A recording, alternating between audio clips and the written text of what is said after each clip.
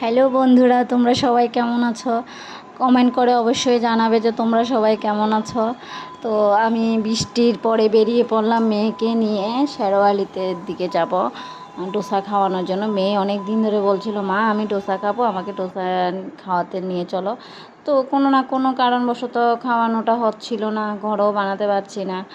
তো আজকে বলছে না, আজকেও সারাটা দিন কিছু খায়নি, সারাটা দিন সকালবেলা একটু খেয়েছে আর দুপুরটা পুরোটা না খেয়ে রয়েছে। না আজকে ও শেরওয়ালিতে গিয়ে ডোসা খাবে। আর দুপুরবেলা এত বৃষ্টি পড়েছে, আমি বলেছিলাম যে না আজকে তো বেরোতে পারবোই না, যে একটা বৃষ্টি হয়েছিল। তো তারপর ওটা মেয়ে বলে, না আমি এখন বৃষ্টি কমেছে, আবার মোবাইল দেখছে, ওয়েদারটা চেক করছে, বলে যে না আজকে বৃষ্টি হবে না, তুমি চলো, 6টার দিকে বৃষ্টি হবে না। তো আমরা 6টার দিকে বেরিয়ে পড়লাম, বৃষ্টিটা তখন ছিল না, মেয়েকে নিয়ে। কারণ মেয়ের এতটুকু আবদার তো মেটাতেই হবে, কারণ ও সারাটা দিন কিছু খায়নি, মা হয়তো না খাইয়ে রেখে দিতে পারি না। তো তারপরে নিয়ে গেলাম ওকে শেরওয়ালিতে।